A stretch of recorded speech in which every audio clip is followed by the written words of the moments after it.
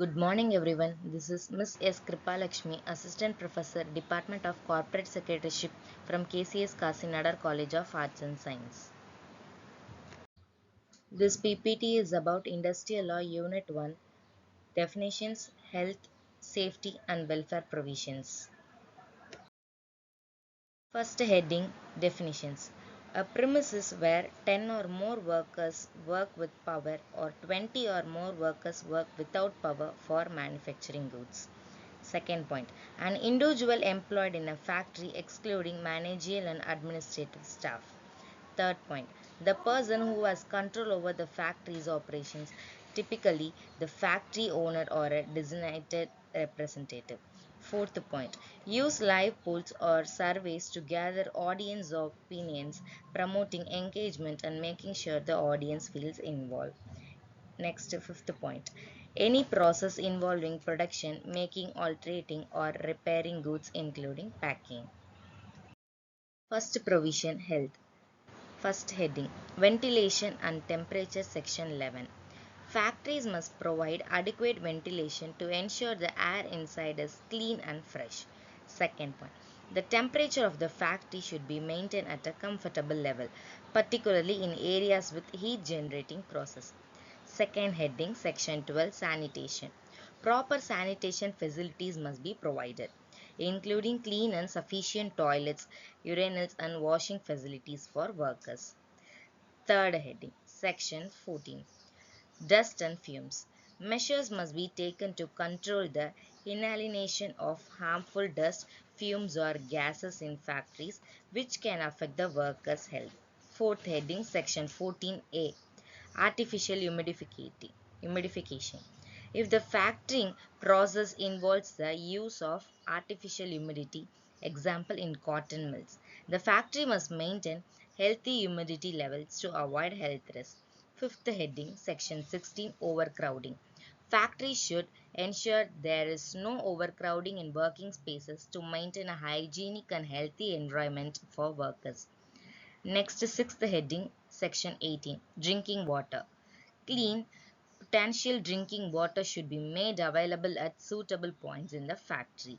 Seventh heading, first aid facilities, section 45.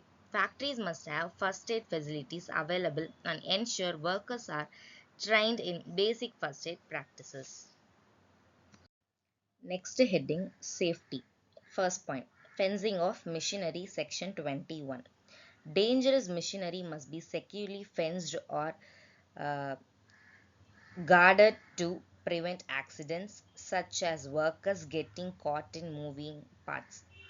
Second point, work on or near machinery in motion, section 22. Workers should not be allowed to work on or near machinery that is in motion unless adequate safety precautions are in place.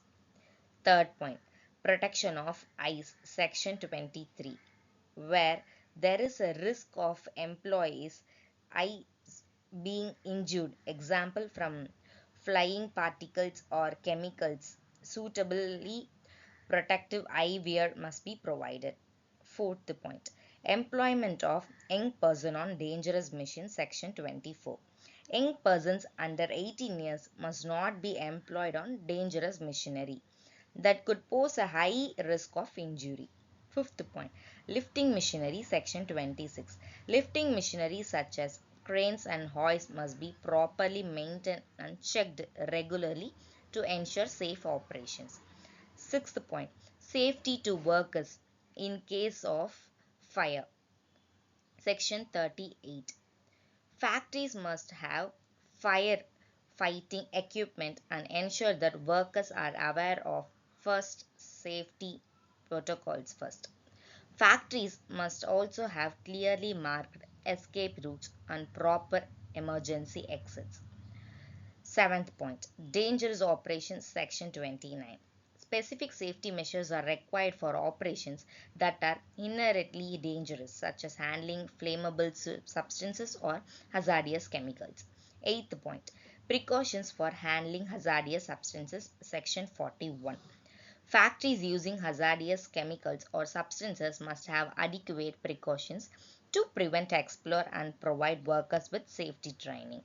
Ninth point, personal protective equipment, PPE general provisions. Workers must be provided with necessary personal protective equipment. Examples: helmets, gloves, masks for jobs involving explosive safety hazards. 10th point, maintenance of safety equipment. Section 29A. Safety equipments and machinery must be maintained in good working conditions and regularly inspected to ensure they are effective in preventing accidents. Next heading, welfare.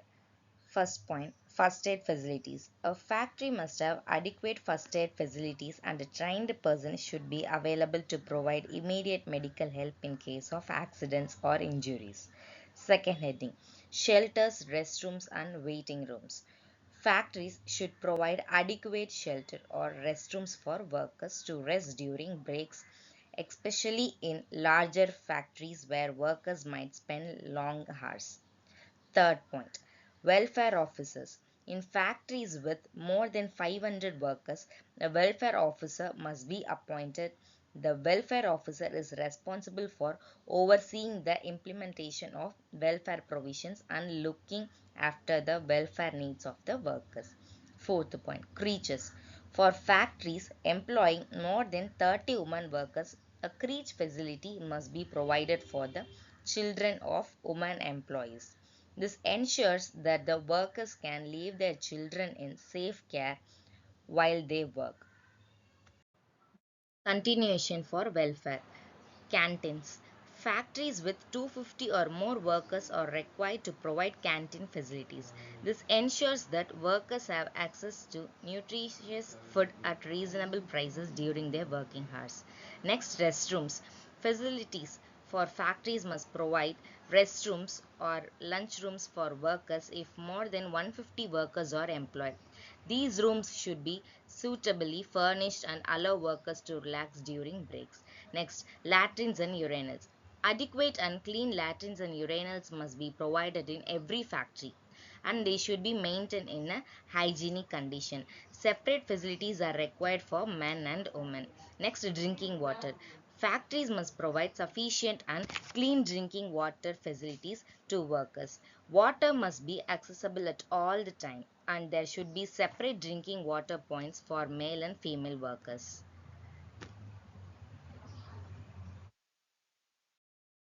Thank you.